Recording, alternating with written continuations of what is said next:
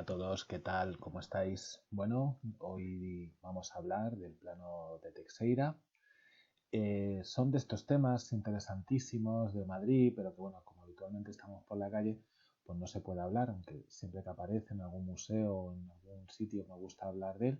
Pero bueno, hoy vamos a detenernos en ver una de esas joyitas de Madrid, ¿no? Vamos a ver cómo era Madrid en el siglo XVII a través del plano de Pedro de Teixeira. El autor Pedro de Teixeira nació en Lisboa hacia el año de 1595 y viene de una importante familia de cartógrafos portugueses. Su padre era hijo de Luís Teixeira, cosmógrafo mayor del Reino de Portugal. En 1615 comenzó a trabajar para la corona española, sirviendo para la Armada Real y las galeras de España hasta 1621. Por su formación de cartógrafo e ingeniero, se le encargó por parte de la Junta de Fortificación reconocer distintas fortificaciones tanto de la península como del norte de África. Su primer trabajo como cartógrafo fue la elaboración por orden del Consejo de Indias entre 1618 y 1619 de los mapas del descubrimiento de los estrechos de Magallanes y San Vicente. Por entonces se establece en Madrid, donde casó en 1619 con Eugenia de Salazar, en la parroquia de San Martín, teniendo dos hijos el matrimonio, Francisca y Antonio. A partir de este momento castellanizó su apellido, de Teixeira a Teixeira. Como cartógrafo al servicio de la corona, realizó importantes encargos y de fuerte responsabilidad estratégica. En 1620 participó en la elaboración de un mapa completo del Reino de Portugal, que se terminó 10 años después, no viendo su impresión hasta 1662. En 1622 participó en el proyecto de la elaboración de un nuevo mapa de la península ibérica, pero por muertes y abandonos de miembros de la expedición quedó reducida a cartografías de las costas llevadas por Teixeira, que aunque llegó a ser presentada en 1634 a Felipe IV, nunca fue impreso. Mientras estaba trabajando en la empresa del mapa de la península, también recibió otros encargos menores de la corona, como en 1625 cuando mandó a revisar las fortalezas en Málaga y alzó un plano de la ciudad. Entre 1636 y 1638, y ante el temor de un ataque francés, es mandado al País Vasco y Navarra para reconocer los pasos, puertos de montaña y realizar varios mapas y fortificaciones. En 1640 viaja a Aragón para reconocer los puertos de este reino, pero tuvo que viajar rápidamente a la frontera con Portugal en 1641 para inspeccionar las defensas. Entre 1642 y 1645 lo encontramos en Zaragoza haciendo planos de Aragón, Valencia y Cataluña, que ya estaban terminados en 1650.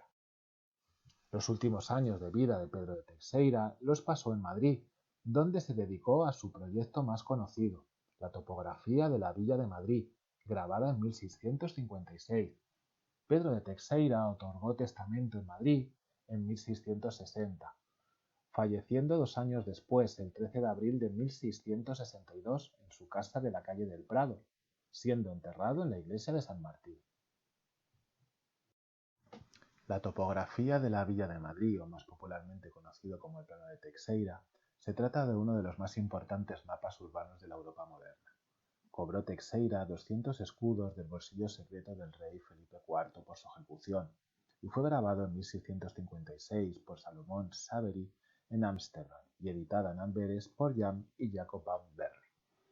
Representa el plano un conjunto de edificaciones que se extendía a lo largo de 532 hectáreas y medía 3 kilómetros de norte a sur y 2 de este a oeste.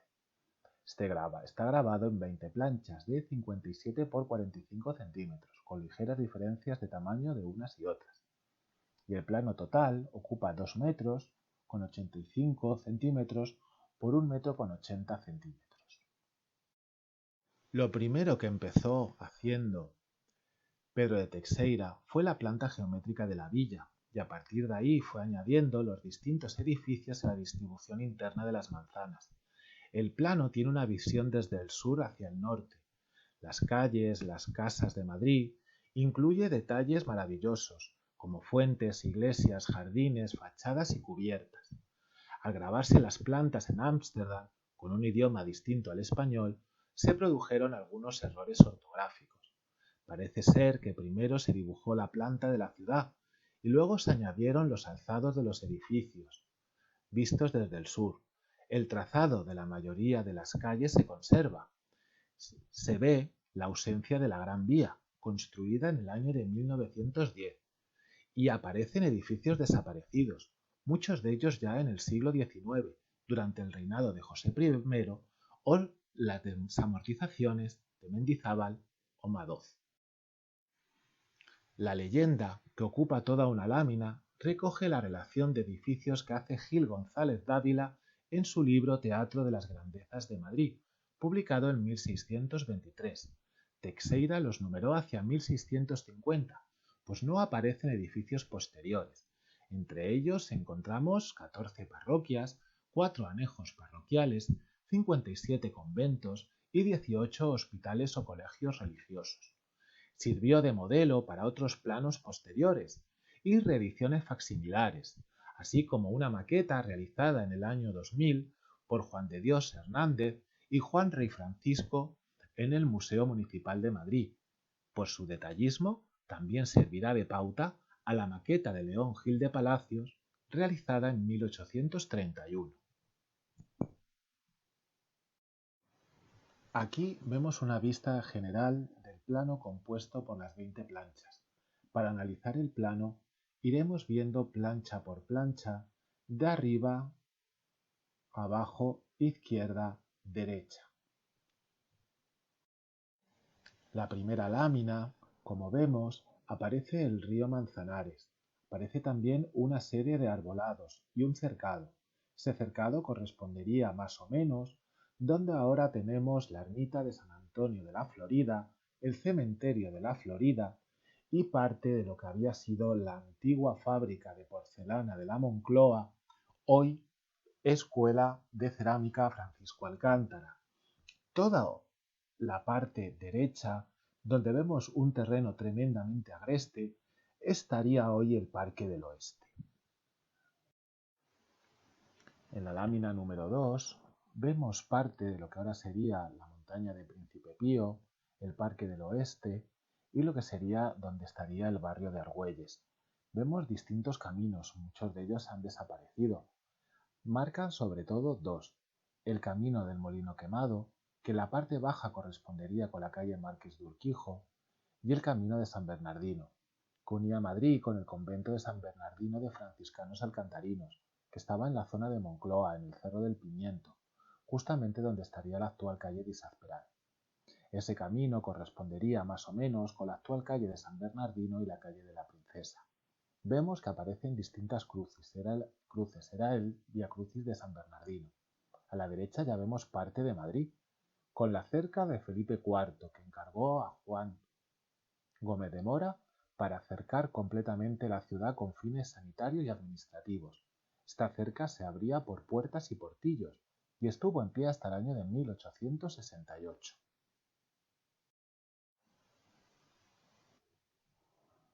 En esta lámina podemos ver algún edificio interesante, como la Puerta de San Joaquín, que daba salida a Madrid al camino de San Bernardino, o el convento de los afligidos o de San Joaquín, de premostratenses o mostenses, que estaba en la actual plaza de Cristino Martos, y que dio nombre al barrio de los afligidos. Sería la parte baja del actual barrio de Comendadoras. La lámina 3 representa una parte de Madrid relativamente alejada del centro, de ahí que todavía haya solares sin construir. Está marcada por dos grandes calles. La del centro es la calle de San Bernardo, que una vez pasada la puerta de Fuencarral comunicaba con el camino de Alcobendas.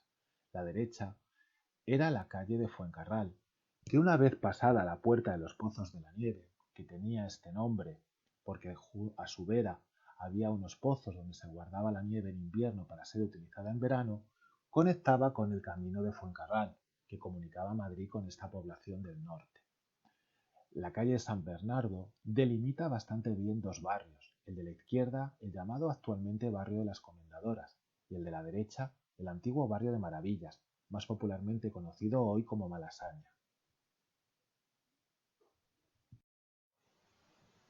Del barrio de las Comendadoras podemos observar, nada más entrar por la puerta de Fuencarral, la presencia en la calle de San Bernardo del monasterio de Montserrat de benedictinos, mandado construir por el rey Felipe IV para acoger a aquellos frailes castellanos que habían sido expulsados del monasterio de Montserrat catalán durante la revuelta catalana de ese momento.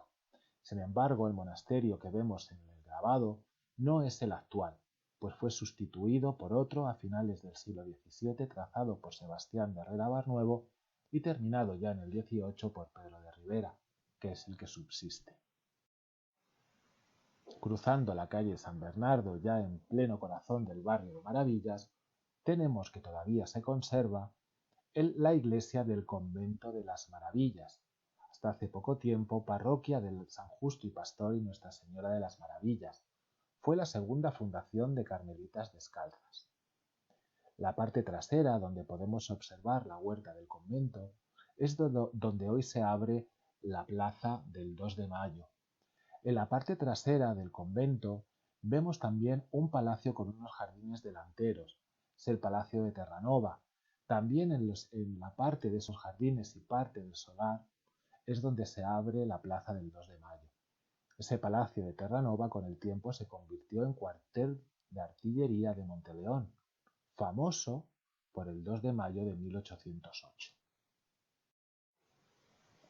El siguiente grabado, o la lámina número 4, está presidido por dos construcciones importantes.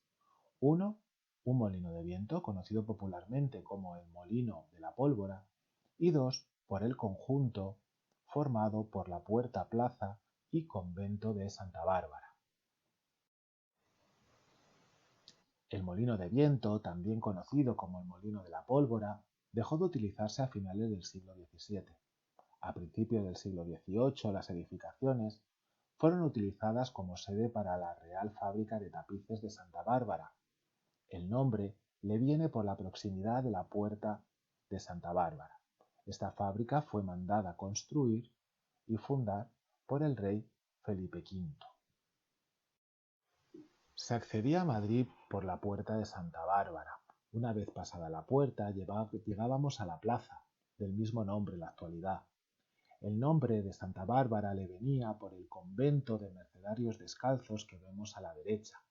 Convento popular porque fue donde habitó Mariana de Jesús en el siglo XVII, la Azucena de Madrid, la copatrona de Madrid desde el siglo XVIII. Este convento como tal desapareció durante la ocupación napoleónica, porque fue utilizado fundamentalmente como fundición. Desde la plaza de Santa Bárbara se accedía al centro de Madrid por la actual calle Hortaleza. La lámina número 5, la del extremo superior derecho de todo el plano, es una lámina heráldica. Aparece presidida por el escudo del rey Felipe IV, con los distintos reinos en los cuarteles y enmarcada por el toisón de oro. Dos ángeles soportan el escudo, mientras otros dos ángeles lo coronan en la parte de arriba. Todo el conjunto queda apeado sobre un gran basamento clásico con una inscripción que pone Reinando Felipe IV. A la izquierda y a la derecha, dos leones, símbolo del poder del monarca, rodeado de toda una serie de atributos guerreros. La lámina número 6, volvemos al extremo izquierdo de la composición total del mapa, está presidida fundamentalmente por los terrenos del Real Sitio de la Casa de Campo y el Camino de Aravaca. Todo el arbolado que aparece al lado del río Manzanares fue mandado plantar por el rey Felipe II. Más interesante sería la lámina número 7, correspondiendo con lo que sería la actual montaña de Príncipe Pío, toda la zona de Príncipe Pío y el Camino del Río, que correspondería con la cuesta de San Vicente y que corría paralelo con el arroyo Leganitos, que vemos ahí perfectamente. Al otro lado del arroyo se distribuirían las distintas huertas, las huertas de Minillas o las huertas de Leganitos. En la parte inferior del plano vemos parte de lo que actualmente sería el Campo del Moro, y un fragmento del Alcázar de Madrid. Detalle interesante de este plano es el pequeño fragmento donde se ve el sitio histórico del Real Sitio de la Casa de Campo. Vemos el palacio que había pertenecido a los Vargas y había sido comprado por el rey Felipe II. El palacio a día de hoy se conserva, pero muy transformado en el siglo XVIII. Rodeando el palacio, el rey Felipe II decidió construir unos jardines a la italiana. Los más cercanos a palacio eran bajos, con setos de boj, mientras que los más alejados, donde a día de hoy estarían los viveros de la villa, eran más en altura, más arbóreos. Estaba decorado con la fuente del Águila, que se conserva a día de hoy en el Colegio María Cristina del Escorial, y la estatua ecuestre de Felipe III, obra de Juan de Bolonia, la que a día de hoy preside la Plaza Mayor de Madrid. A la izquierda se mandaron construir las famosas grutas de Felipe II, a día de hoy conservadas, pero muy deterioradas. Con la lámina número 8 entraríamos de lleno en el centro de Madrid. Podemos ver importantes calles que todavía se conservan, como la calle de San Bernardo, también citada en el plano como Convalecientes, que arrancaba desde la plaza de Santo Domingo, la calle Leganitos, que arrancaba de la plaza de Santo Domingo, o la calle Jacometrezo. Esta zona fue muy modificada a partir del siglo XX con la construcción de la Gran Vía. En la parte inferior izquierda vemos el Monasterio de la Encarnación y en la parte trasera el Colegio de Doña María de Aragón. Siguiendo la parte inferior de la lámina encontraríamos otros importantes monasterios, como el de Santo Domingo, el de San Martín o ya en la calle del Carmen el Monasterio del Carmen Calzado. En la parte superior, en la calle de San Bernardo que vemos en la derecha, en la manzana delimitada a día de hoy por la calle Noviciado, la calle San Bernardo, la calle Amaniel y la calle de los Reyes, deciros que aunque pone en el mapa la calle Noviciado, es la actual calle de los Reyes, se estaba empezando a hacer, como vemos todavía no está terminado, el antiguo noviciado de los jesuitas de San Ignacio de Loyola. Con el tiempo, una vez que los jesuitas fueron expulsados, estas edificaciones se transformaron en la sede de la Universidad Central de Madrid, hasta que finalmente se construyó la ciudad universitaria. En la esquina de lo que pone la calle Noviciado, al lado de la Plazuela del Gato, fue donde el siglo XIX se construyó el Instituto de Segunda Enseñanza Cardenal Cisneros. Fijaros que en el interior de la manzana aparecen numerosos árboles, quizá alguno de ellos es la famosa encina de la universidad que os he enseñado. La Plazuela del Gato tiene una historia simpática. Se cuenta que cuando esto era una dehesa, se cazó un gato montés, y este gato, con la piel, decidieron hacerle unas botas al gran capitán. Cada vez que este ilustre personaje se ponía estas botas, si había un gato cerca, se orinaba encima de las botas. Relativamente cerca, pero un poquito más al oeste, en la zona que hoy ocuparía parte de la Plaza España y el gran edificio España, tenemos este detalle del anterior grabado. Vemos que a la parte izquierda pone puente, es el puente de Leganitos, que salvaba el arroyo de Leganitos, que nacía más o menos en esa zona y buscaba el río Manzanares por lo que hoy es la cuesta de San Vicente. En la parte superior, perfectamente enmarcado en rojo, vemos la calle de San Marcos. Ya existía una ermita dedicada a este evangelista, que en el siglo XVIII fue sustituida por orden del rey Fernando VI por la actual iglesia en San Marcos, obra del arquitecto Ventura Rodríguez. No muy lejos de allí, en lo que hemos visto antes, la Plazuela del Gato, se alzaba el convento de las Capuchinas. De ahí que años después la plaza cambiara el nombre por la Plaza de Capuchinas. A día de hoy, esta plaza es conocida como la Plaza del Conde de Toreno. Este convento estuvo en pie hasta bien entrado el siglo XX, cuando fue derribado en el año de 1975 para construir un moderno edificio de viviendas. Realmente próxima a la zona donde ahora se alzaría la plaza y el mercado de los mostenses, estaba el convento de San Norberto de padres premostratenses, pero con tanta R en Madrid era conocido como directamente los mostenses. Este convento estuvo en pie hasta el siglo XIX, cuando fue derribado. Buena parte de ese solar se utilizó para construir en el año de 1875 un gran mercado, que a su vez desapareció con la apertura de la Gran Vía. El mercado actual es de la década de los 40.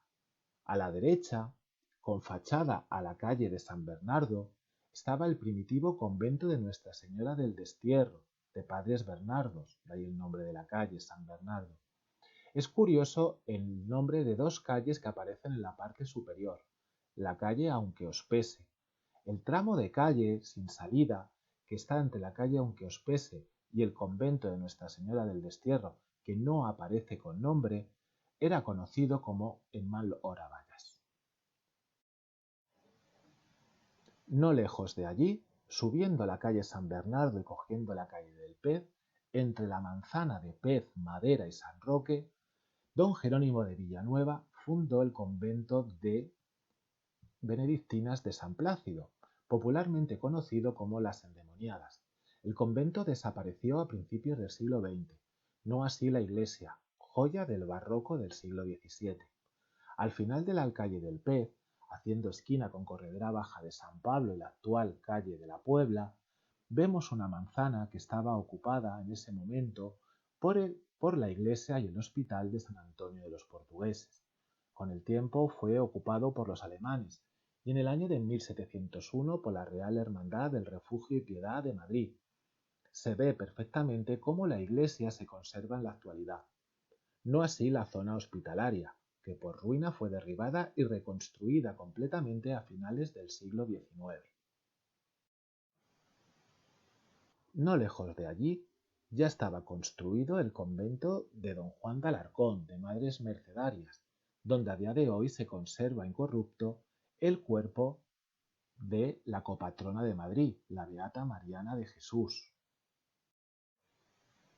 Y bajando hacia el sur, más o menos en la zona donde ahora se abriría la plaza de Santa Soledad Torres Acosta, más popularmente conocida como la Plaza de la Luna, estaba el convento de San Felipe Neri de Clérigos Menores.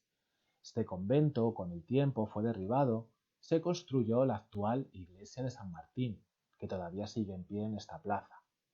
Yendo de izquierda a derecha por la calle de Desengaño, prácticamente haciendo esquina con la calle de Valverde, estaba el convento de los Basilios, cuyo verdadero nombre fue el convento de San Basilio, también desaparecido en el siglo XIX. Otro convento desaparecido fue el convento del Rosario de Padres Dominicos. Estaba en el arranque de la calle San Bernardo desde la plaza de Santo Domingo. Estaría más o menos donde ahora mismo tenemos abierta la Gran Vía. Como hemos hablado anteriormente, en el extremo izquierdo inferior de la lámina general aparece el convento o colegio de Doña María de Aragón, de padres agustinos. Recibe el nombre por su fundadora, camarera de la reina Ana de Austria, cuarta mujer de Felipe II. La arquitectura más o menos se conserva. Hoy es sede del Senado de España. No lejos de allí está todavía el convento de la Encarnación, fundación personal del rey Felipe III y de su mujer, la reina Margarita de Austria, para agustinas recoletas. Vemos que la plazuela de la Encarnación queda cerrada por la izquierda. Esa edificación era el pasadizo elevado que unía el Alcázar con el convento de la Encarnación. Por ese pasadizo podían pasar los reyes cuando ellos quisieran, sin necesidad de pisar la calle. No lejos de allí, vemos que estaba y sigue estando la plaza de Santo Domingo. Ha cambiado mucho la manzana que todavía se conserva entre la plaza de Santo Domingo y la calle de Los Ángeles. Esa manzana estaba ocupada por dos conventos. Uno, el más importante, el que dio nombre a la plaza, uno de los más antiguos de Madrid, el convento de Santo Domingo, de monjas dominicas. Desapareció en el año de 1868 y ahora la comunidad vive en un convento nuevo en el barrio de Salamanca. El otro convento, que hace esquina con la calle de Los Ángeles, era el de Nuestra Señora de los Ángeles, de Clarisas, y según la tradición, era la casa de Santa Teresa cada vez que venía a Madrid. No lejos de allí nos encontramos con otra fundación real, el convento de las Descalzas Reales, fundada por Juana de Austria, la hermana de Felipe II, aprovechando el palacio donde ella había nacido. Aquí también se retiró una hermana de Juana y Felipe, la emperatriz María de Austria, cuando enviudó. Detalle singular y simpático es la presencia en uno de los patios de una fuente de un pequeño niño orinando. Y mucho más hacia el este, en la calle del Carmen, podemos comprobar y observar el monasterio o el convento del Carmen Calzado, el convento de Nuestra Señora del Carmen. La iglesia todavía subsiste, no así el patio, que está colocado donde ahora se abre la Plaza del Carmen, en los restos del antiguo Cine Madrid, ahora convertido en una tienda de electrodomésticos. Todavía encontramos restos de este patio. La historia curiosa es que este convento se construyó en el solar que había dejado una antigua mancería o prostíbulo. La lámina número 9 podemos ver perfectamente la calle de Alcalá y un eje que va de norte a sur, parte del Paseo del Prado y completamente el Paseo de Recoletos.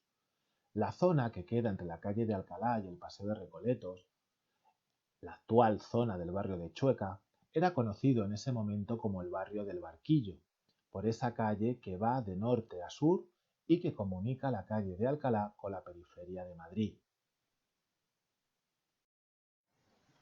Entre las edificaciones destaca el convento que dio nombre al Paseo de Recoletos, el convento de los Agustinos Recoletos. Este convento desapareció en el siglo XIX y estaría construido entre la actual Biblioteca Nacional y el antiguo Palacio del Marqués de Salamanca. Fue aquí donde fue enterrado el famoso pintor sevillano Francisco de Zurbarán. En una zona a día de hoy tremendamente modificada con la apertura de la Gran Vía, tenemos la calle Caballero de Gracia, esquina con la calle Clavel, donde vemos el antiguo convento del Caballero de Gracia de monjas concepcionistas, a día de hoy desaparecido. En el siglo XVIII se construyó al lado el famoso oratorio, obra neoclásica de Juan de Villanueva, que es lo único que subsiste. La calle de San Miguel, que vemos en el centro de la imagen, se utilizó para trazar el primer tramo de la Gran Vía y quedó completamente devorada por esta. Ya en el centro o en el interior del actual barrio de Chueca, lo que ahora se abre la plaza de Pedro Cerolo antes de Vázquez de Mella, observamos que se alzaba desde el siglo XVII el convento de capuchinos de la Paciencia, obra personal del rey Felipe IV y su primera mujer Isabel de Borbón. Se construyó en el mismo solar donde había unas casas donde un grupo de conversos habían profanado un crucificado. Si observemos la lámina a la derecha, hay una calle que no tiene salida. En ese momento era la calle del Soldado, actual calle Barbieri. Haciendo esquina estaba la iglesia y el hospital de San Andrés de los Flamencos, institución que todavía sigue funcionando en el barrio de Salamanca, pero con otro nombre, la Fundación Carlos de Amberes. En este detalle observamos la anchura de la calle de Alcalá, a la altura donde a día de hoy arrancaría la Gran Vía. En el número 12 con números romanos encontramos el antiguo convento de San Hermenegildo. Este convento de San Hermenegildo fue la casa madre de los carmelitas descalzos, se terminó de construir en el año de 1605, pero en el siglo XVIII decidió tirarse todo completamente y construir una nueva iglesia y convento, obra de Pedro de Ribera.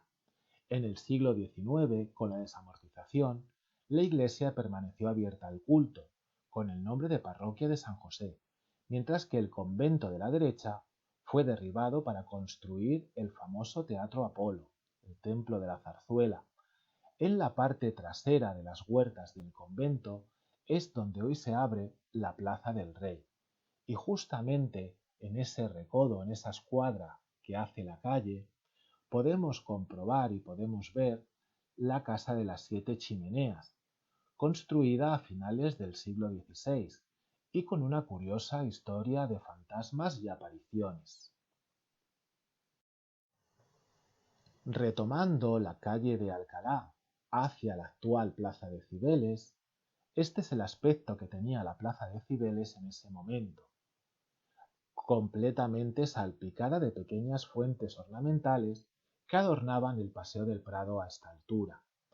Si subimos por la calle de Alcalá, nos encontrábamos con la primitiva Puerta de Alcalá, que estaba levemente más bajo que donde ahora está. Esta puerta, que fue utilizada para la entrada triunfal de la reina Mariana de Austria, desapareció en el siglo XVIII cuando Carlos III le encargó a Francisco Sabatini la puerta actual.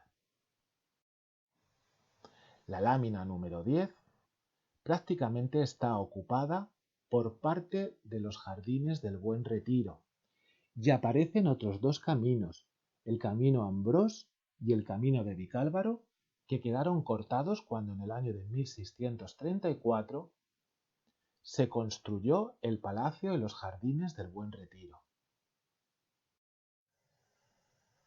La lámina número 11, volvemos otra vez hacia el oeste, aparece parte de la casa de campo. En la parte superior, ribeteada por árboles, aparecen distintos estanques, de distintas utilidades. Es el origen del actual estanque de la casa de campo. En la parte inferior aparece la salida natural de Madrid hacia el oeste, el camino de Móstoles, donde una vez avanzado salía una bifurcación hacia Úmera. Arquitectónicamente, la pieza más destacada es la ermita del Ángel Custodio. Esta ermita del Ángel Custodio o del Ángel de la Guarda era protagonista de una popular romería todos los años. Estaba construida en lo que ahora llamamos Puerta del Ángel, al lado donde con el tiempo se abrió una puerta a la casa de campo. De ahí el nombre de Puerta del Ángel. Puerta por la casa de campo y del Ángel por la ermita del Ángel de la Guarda. Si nos vamos dirigiendo a Madrid hacia el este, volvemos a encontrarnos con el río Manzanares. Ese río Manzanares, a la izquierda, vemos todavía partes de la casa de campo, sobre todo la huerta de la Partida, y a la derecha una zona arbolada que correspondería con el actual Campo del Moro. Debajo del Campo del Moro aparece la llamada La Tela. Ese espacio era donde tradicionalmente en la Edad Media se hacían torneos y justas. Esa tela era atravesada por el puente de Segovia, que llegaba prácticamente hacia la puerta de Segovia, donde se accedía por la calle Nueva de Segovia o por la calle de la Puente, como dice Teixeira, al centro de Madrid. El puente de Segovia, obra del siglo XVI, fue construido por Juan de Herrera, arquitecto del Escorial. De ahí esas bolas ornamentales tan características de la arquitectura escorialense. Una vez pasado el pontón del puente de Segovia, si continuáramos recto, llegábamos a la puerta de este nombre, a la puerta de la Puente o la puerta segoviana, que ya se abría en la muralla cristiana de Madrid. No obstante, antes de llegar a esta puerta, se podía subir por la izquierda a Madrid por la Cuesta de la Vega. En esta imagen vemos cómo se accedía a Madrid, al Madrid más antiguo, al Madrid medieval, por esta cuesta y puerta de la Vega, y llegaríamos a un barrio donde ahora mismo estaría construida la Catedral de la Almudena. En la parte superior vemos la plaza de Palacio y la fachada principal del Alcázar Austria. Aquí observamos un detalle de la puerta y de la cuesta de la Vega, que se abría en la muralla árabe de Madrid. Vemos a la derecha de la puerta los restos que todavía se conservan de muralla árabe. Una vez atravesada la puerta de la Vega y una vez pasado lo que se llamaba el barrio de Palacio, donde ahora estaría construida la Catedral de la Almudena, llegaríamos a la plaza de Palacio. Más o menos este espacio estaría ocupado hoy por la Catedral de la Almudena y la plaza de la Armería del actual Palacio Real. El Alcázar de Madrid fue la residencia de los reyes austrias hasta su desaparición en el incendio de 1734. El origen del Alcázar era un antiguo castillo medieval que fue sufriendo distintas ampliaciones durante el siglo XVI y el siglo XVII. El patio más antiguo es el número 5, conocido como el Patio del Rey, y en el siglo XVI se amplió con el número 4, el Patio de la Reina. Sin embargo, resultaba un poco monstruo arquitectónico tantas ampliaciones con estilos diversos. De ahí que en el siglo XVII se le encargara a Francisco de Mora y a Juan Gómez de Mora que hiciera una fachada homogénea a todo el Alcázar. El Alcázar desapareció en el año de 1735 en un incendio, más o menos provocado por el rey Felipe V, que no le gustaba nada el Alcázar, y en su solar se construyó el actual Palacio Real de Madrid, obra de Filippo Iubarra y Juan Bautista Sacchetti. Al lado del Alcázar de Madrid estaba el convento de San Gil de Franciscanos Alcantarinos, conocido popularmente como los Frailes Gilitos, también un edificio completamente desaparecido. Un detalle donde podemos observar mejor esa fachada diseñada por Juan Gómez de Mora del Alcázar de Madrid. Y un detalle del convento de San Gil de Franciscanos. No lejos de aquí se alzaba la iglesia de Santa María, la iglesia matriz de Madrid, la más antigua de Madrid. Ya aparecía en el fuero de la villa del año de 1202 y según la historia se construyó sobre una antigua mezquita musulmana. Era en esta iglesia de Santa María donde se veneraba a la patrona de Madrid, la Virgen de la Almudena. La iglesia desapareció en el año de 1868. Detrás de la iglesia de Santa María, Teixeira nos representa todavía, en pie, el palacio de la princesa de Éboli y a la derecha el palacio de Abrantes, construcción que todavía se conserva y es sede del Instituto Italiano de Cultura. Enfrente se conserva el palacio mandado construir por el duque de Uceda a Juan Gómez de Mora, y que en el siglo XVIII fue llamado también como el Palacio de los Consejos. Vemos ahí como todavía en las esquinas aparecen las torres, a día de hoy desaparecidas, si bien el palacio, sede de Capitanía General y del Consejo de Estado, todavía sigue estando en pie. Cruzando las huertas del Pozacho o las huertas de San Pedro, lo que era y lo que sigue siendo la calle Segovia, llegaríamos a la zona de las Vistillas de San Francisco, donde podemos ver en esa manzana que todavía estaba en pie partes importantes de la muralla cristiana de Madrid, con lienzos completos de la muralla y cubos completos de la muralla. Con esto terminaríamos la primera parte o el primer vídeo del plano de Teixeira. Os mando la segunda parte para completar de ver la obra.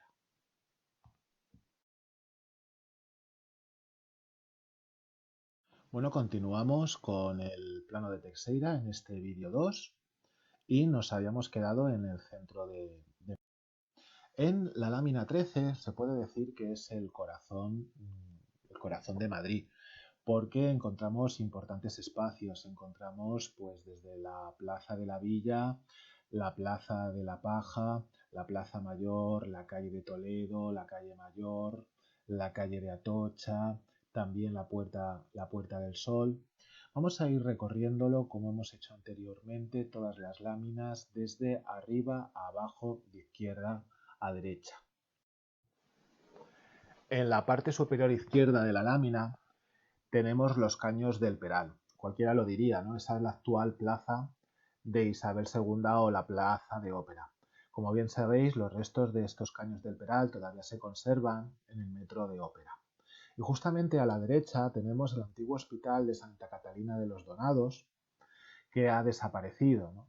Este hospital desapareció en el siglo XIX y era una fundación del tesorero del rey Enrique IV.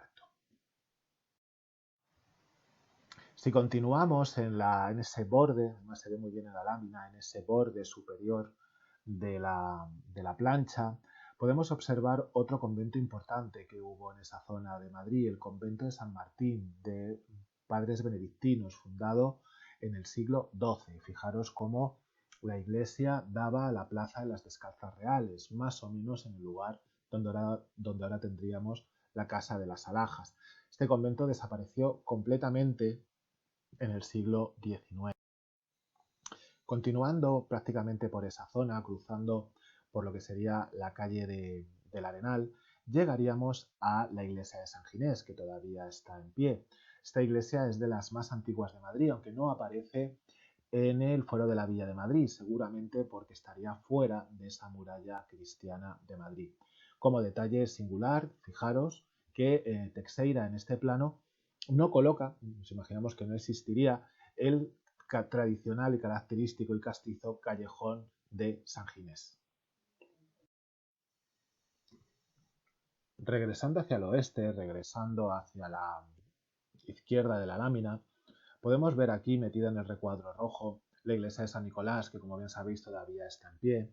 Se encuentra entre la Plaza de la Villa y la actual Plaza de Ramales. Está considerada como la iglesia más antigua de Madrid de construcción. Ya aparece en el Fuero de Madrid del año de 1202. Relativamente cerca también de este templo había otras dos iglesias que aparecían en el Fuero de Madrid, muy antiguas. La iglesia de San Juan y la iglesia de Santiago. Las dos iglesias fueron mandadas derribar por orden del rey José Bonaparte.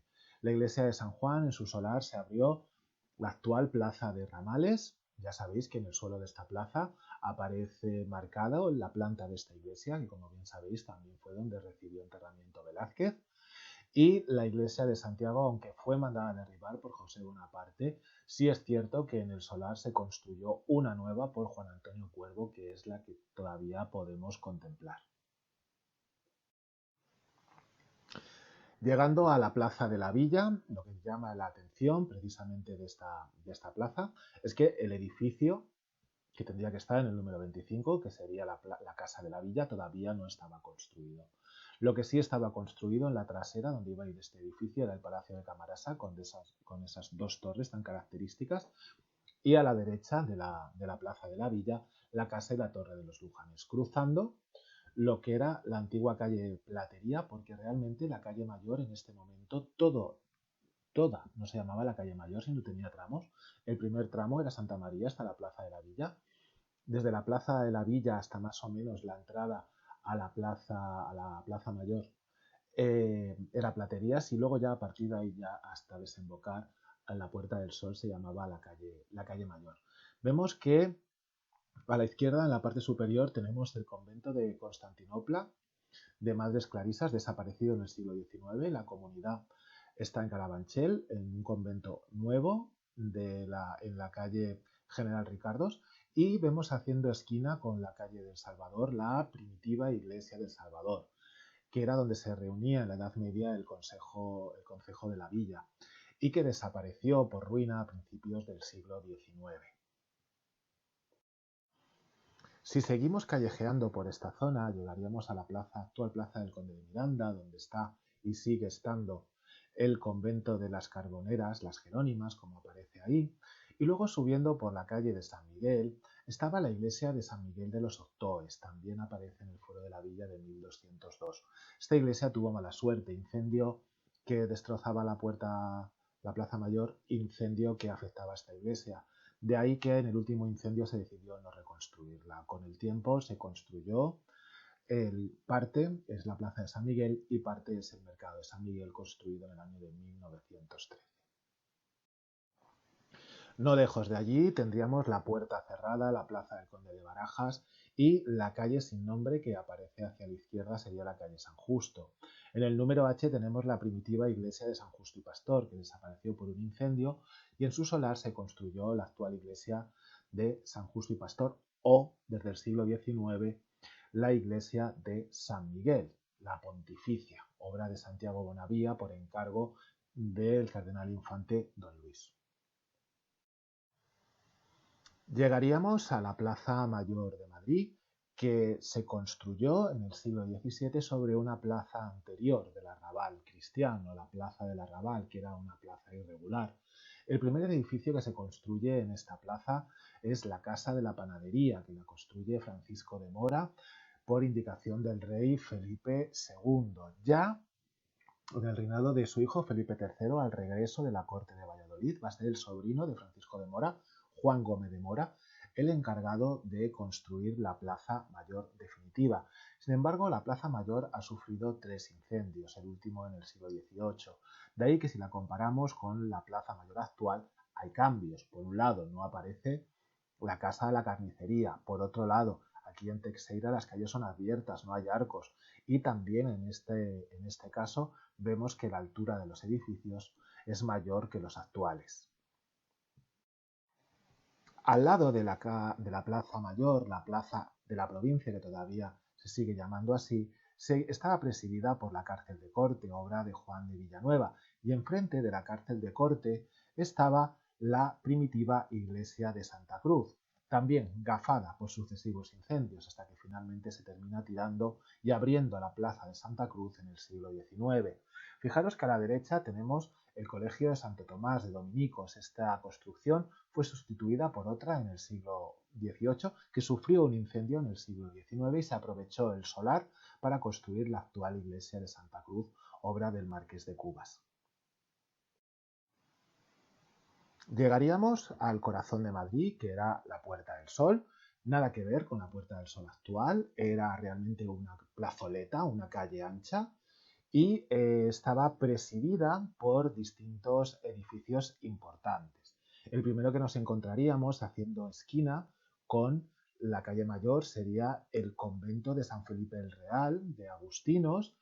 Al otro extremo, haciendo, o mejor dicho, en la embocadura de la carrera de San Jerónimo, estaba el convento de la Victoria, de frailes mínimos, también fundado a finales del siglo XVI, y entre la calle Alcalá y la carrera de San Jerónimo estaba el Hospital del Buen Suceso, que estuvo allí hasta que en el año de 1854, por obras de ampliación y construcción de la actual Puerta del Sol, se trasladó a la calle de Princesa.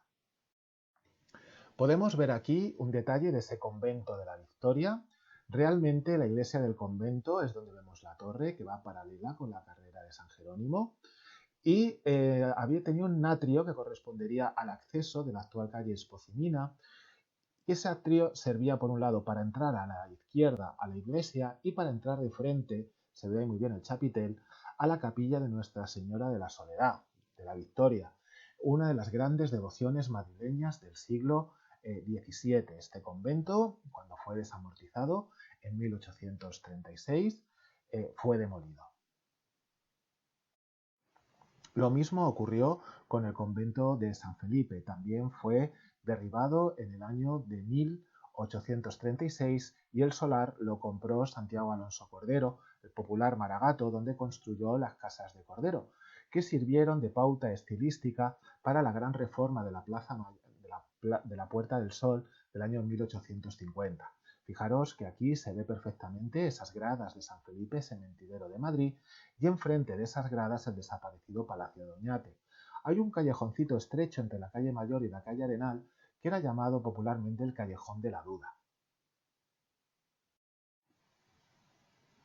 Si nos vamos a otra zona del centro de Madrid, a la actual zona de la Plaza de la Cebada, la Plaza de Puerta de Moros, la Plaza de los Carros, la Plaza de la Paja, cogemos el centro y tenemos perfectamente ubicada la primitiva iglesia de San Andrés, también una de las más antiguas de Madrid, del año, aparece en el fuero de 1202. En la parte trasera no se ve, pero estaría ya la capilla del obispo. Esta iglesia fue sustituida por otra más avanzado el siglo XVII cuando se decidió construir la famosa capilla de San Isidro, que no aparece en el mapa pero que todavía se conserva.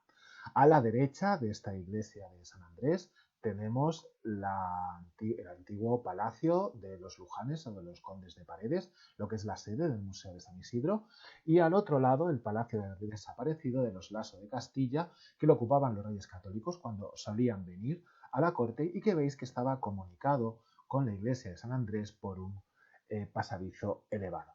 Enfrente de la iglesia de San Andrés, donde ahora está la plaza de los carros, en ese momento no existía, había una manzana donde en su interior todavía se veían perfectamente restos de la muralla cristiana, tanto lienzos de muralla como cubos de esa muralla. Y en la parte inferior derecha, esa casita que aparece allá abajo, era el antiguo humilladero de la Veracruz y de la Virgen de Gracia. Con el tiempo construyeron la cofradía de Veracruz y Virgen de Gracia, un templo justamente al lado que desapareció a principios del siglo XX. Bajando por la actual costanilla de San Andrés, llegaríamos a la iglesia de San Pedro el Viejo, que aparece aquí en el plano de Teixeira, prácticamente igual a como ahora la contemplamos. Lo único que ha perdido es el chapitel empizarrado tan característico del Madrid de los Austrias. Cruzando desde la iglesia de San Pedro el Viejo por la calle Almendro, por la cava baja, la cava alta, llegaríamos a una gran manzana que quedaba delimitada por la cava alta, la calle Toledo y la plaza de la Cebada. Esta gran manzana era ocupada por dos fundaciones de Beatriz Galindo, la Latina, por un lado el convento de la Concepción Francisca y por otro el Hospital de la Latina. Tanto la una como la otra compartían iglesia. Todo este conjunto desapareció a principios del siglo XX, si bien todavía se conserva el convento en un edificio moderno. Los únicos restos que se conservan, o mejor dicho, los restos más importantes, es la escalera del hospital, que está en la sede de la Real Academia de Ciencias Morales y Políticas de la Plaza de la Villa, y la fachada en los jardines de la Facultad de Arquitectura de la Universidad Complutense.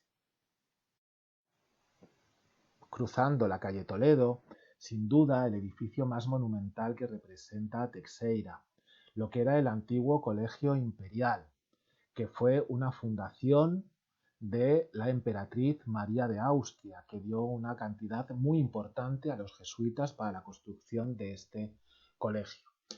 En la época de Carlos III, cuando los jesuitas fueron expulsados, el colegio se convirtió al trasladar los restos de San Isidro desde la iglesia de San Andrés a este templo en Colegiata de San Isidro. Y desde 1886, que se crea la diócesis de Madrid, hasta 1993 fue la sede de la catedral, hasta que se inauguró la Catedral de la Almudena. En la parte superior, fijaros que estaría la calle Concepción Jerónima, y esta calle se llamaba así por otra fundación de Beatriz Galindo, que también estaba en esa calle, otro convento, el convento de la Concepción Jerónima de Madres Jerónimas. A día de hoy ha desaparecido el convento, pero no la comunidad que está fuera de Madrid. Al final de la actual calle Colegiata, lo que en Teixeira aparece como la calle Compañía, aparece una enorme manzana que estaba ocupada por el convento de la Merced Calzada desde finales del siglo XVI.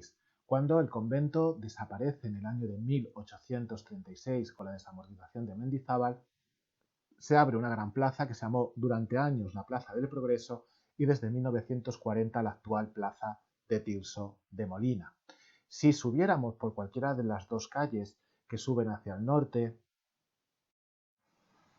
llegaríamos al convento de la Trinidad Calzada. en la calle de Atocha, más o menos en la misma zona donde ahora mismo tenemos tanto la calle Doctor Cortezo, la plaza de Jacinto Benavente, como el Teatro Calderón. El convento de la Trinidad Calzada, cuando fue abandonado por los frailes en el año de 1836, fue ocupado por el Museo de la Trinidad de Obras de Arte Desamortizadas y cuando dejó de tener este uso se decidió derribarlo. Y en el solar se construyó el Teatro Calderón, se abrió la calle Doctor Cortezo y el único resto que quedó es la capilla del Ave María que todavía sigue estando en pie en esta calle. Bajando de nuevo llegaríamos a la calle de la Magdalena, que recibe el nombre por el desaparecido convento de la Magdalena, de Madres Agustinas, que estaba en la manzana que delimitaba la calle Magdalena, la calle San Sebastián y la calle de Atocha. Si siguiéramos subiendo por la calle de San Sebastián, llegaríamos cruzando por la calle de Atocha a la iglesia de San Sebastián. Iglesia muy popular porque era la parroquia del barrio de Huertas, del barrio de los cómicos, artistas, representantes. La iglesia quedó completamente destrozada durante la Guerra Civil por un bombardeo, de ahí que la iglesia actual es completamente nueva, es completamente reformada. Vemos que en la parte trasera, donde aparece la letra O, era el antiguo cementerio de San Sebastián. Y justamente detrás de la iglesia de San Sebastián, cruzando esa manzana que aparece en la parte inferior, que sería la Plaza del Ángel, llegaríamos a lo que ahora es la Plaza de Santa Ana. Pues bien, esa Plaza de Santa Ana surge cuando José Bonaparte tira lo que estamos viendo en el grabado, el convento de Santa Ana de Carmelitas Descalzas. Santa Teresa quería fundar en Madrid, ya había comprado casa en la calle del Turco, pero con tantas ocupaciones termina falleciendo y no funda.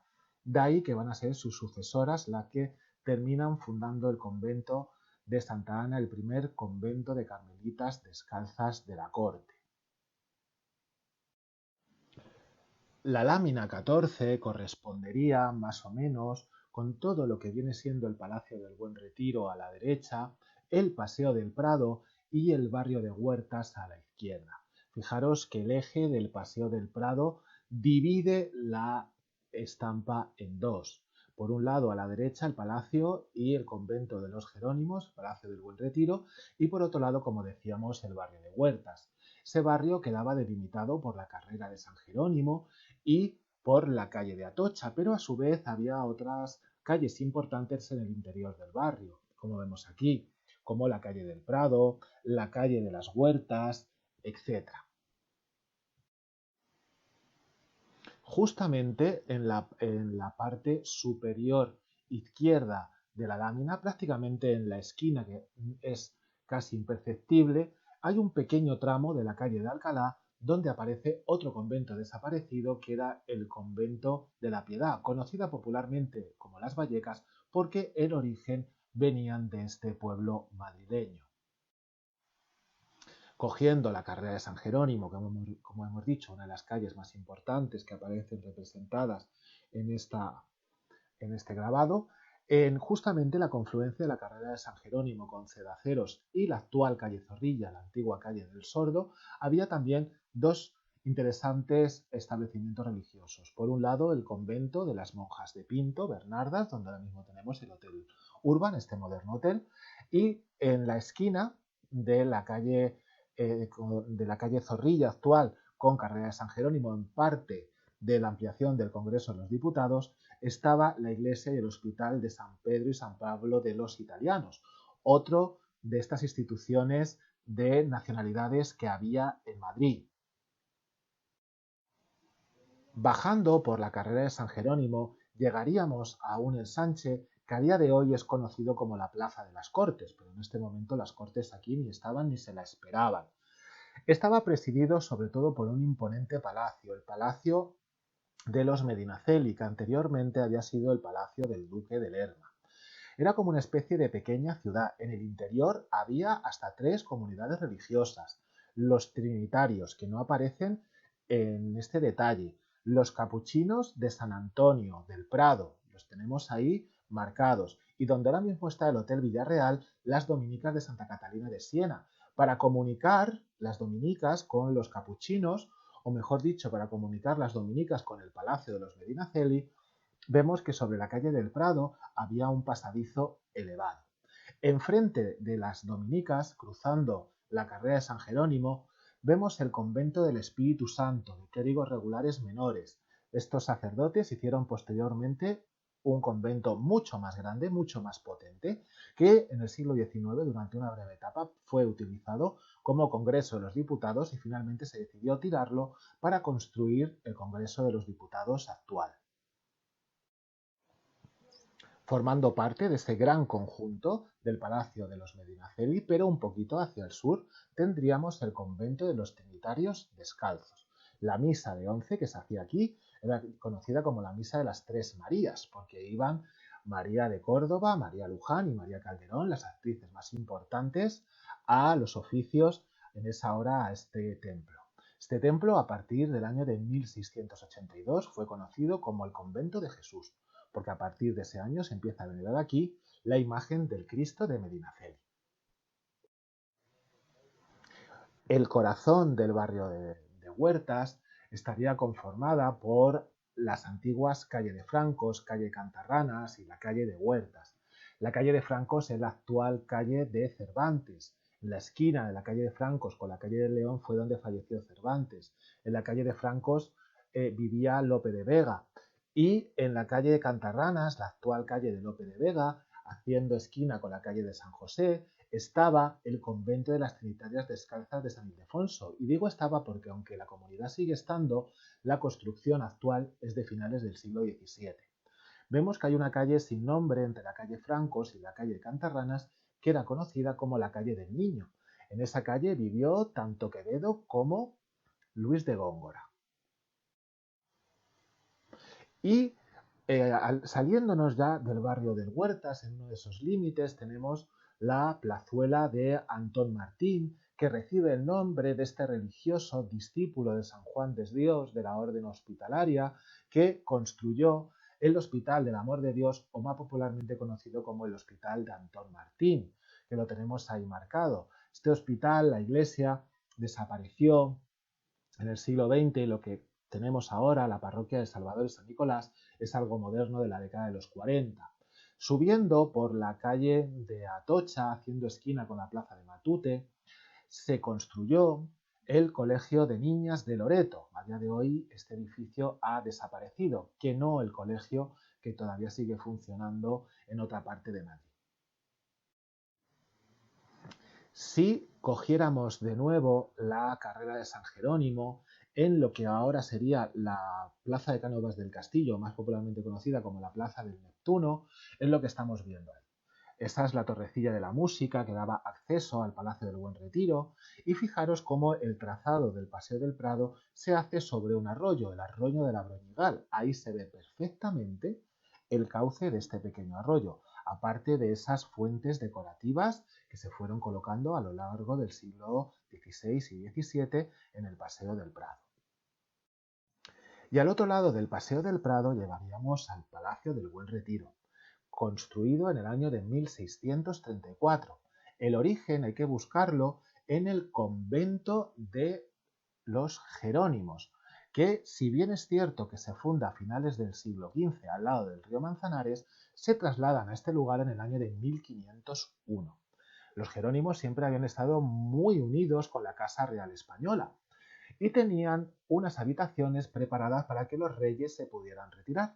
De ahí el nombre del palacio y los jardines, del Buen Retiro. Aquí podemos ver un detalle de este convento de los Jerónimos con los dos claustros.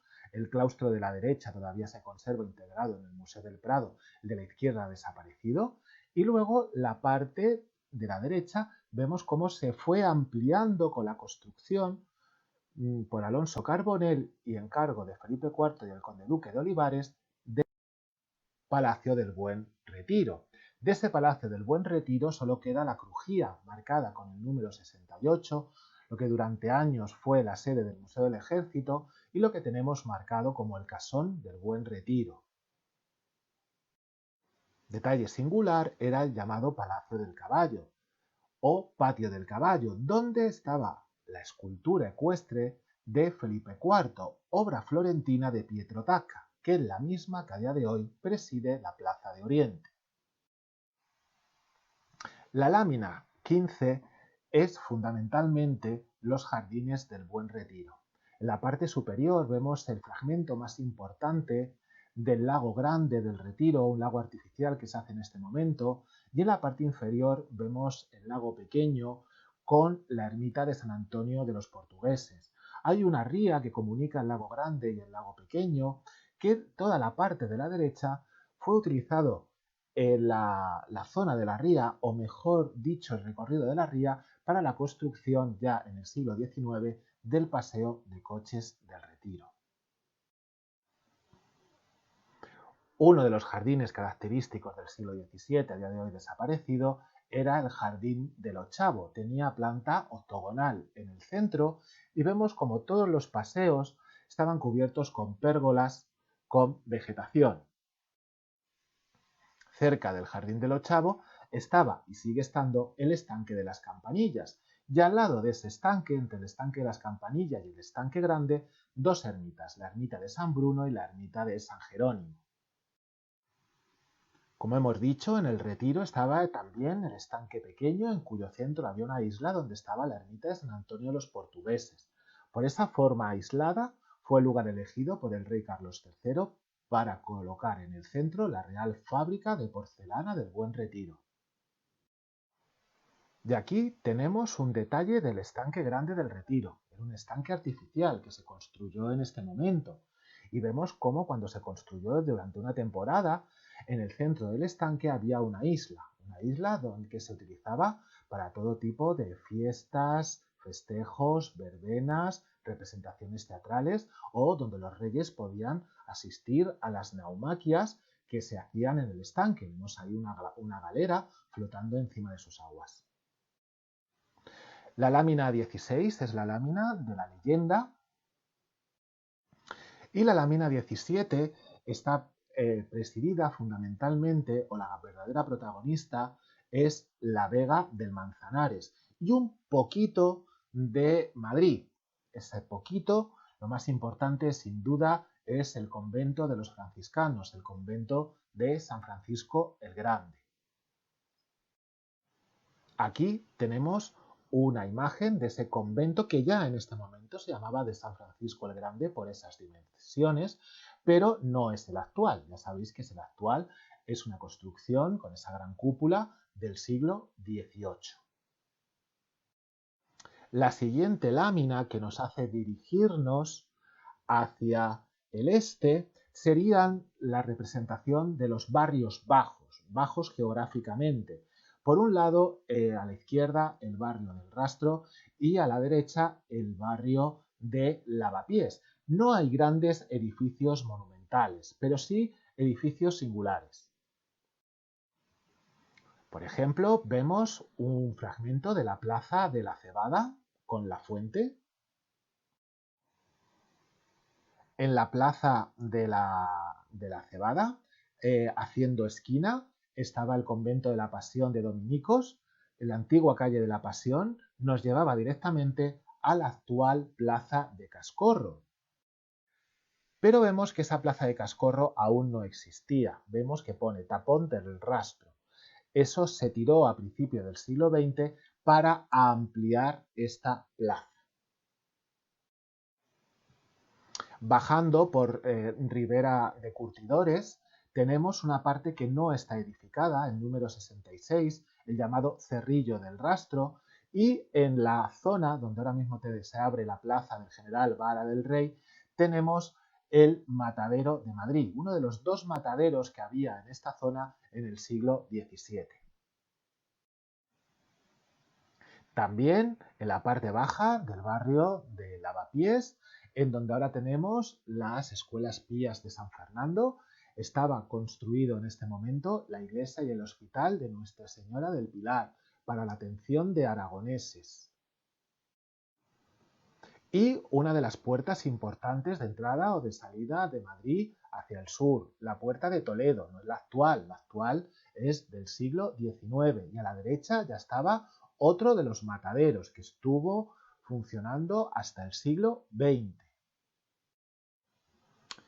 La lámina 19, que es la última lámina con población que vamos a ver, sería el extremo sureste de la capital y está marcado por dos grandes calles. La calle superior sería el último tramo de la calle de Atocha, que engancharía con el camino de Atocha o con el camino de Vallecas, y la calle un poquito más estrecha que aparece abajo sería la calle de Santa Isabel.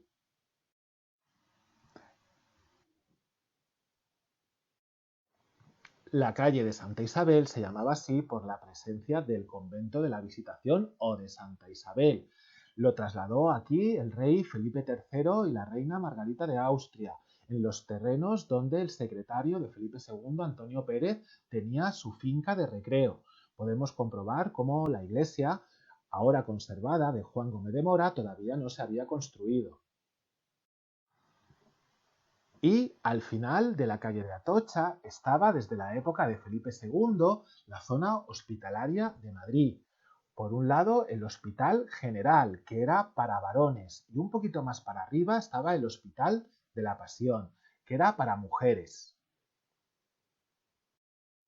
Finalmente, la lámina 20 está ocupada prácticamente por el Camino de Vallecas, el llamado Olivar de Atocha, la Basílica de Atocha y el Cerro o el Cerrillo de San Blas.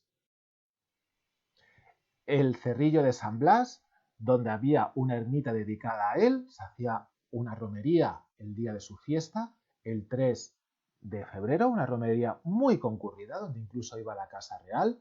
Desapareció, o mejor dicho, dejó de tener utilidad cuando se construyó al lado el Observatorio Astronómico de Juan de Villanueva en el siglo XVIII. Y finalmente tenemos el que era uno de los santuarios más importantes de Madrid, el santuario de Nuestra Señora de Atocha, la patrona de la corte. Sin embargo, sufrió muchísimo. Cuando llegaron los franceses, esto quedó completamente destrozado. Hubo un proyecto en el siglo XIX de Fernando Arbós para hacer una iglesia monumental que nunca se llevó a la práctica, y realmente lo que tenemos hoy no recuerda absolutamente nada a lo que hubo en su momento. Bueno, con esto, con estos vídeos, hemos terminado el plano de Teixeira. Espero que os haya gustado y espero veros pronto, y sobre todo porque es que es muy triste hablar una pantalla. Hay que hablar a la gente, aunque así un poquito os siento cerca, y espero que me sintáis también cerca de vosotros. Un abrazo muy fuerte y nos vemos pronto. Cada día queda menos.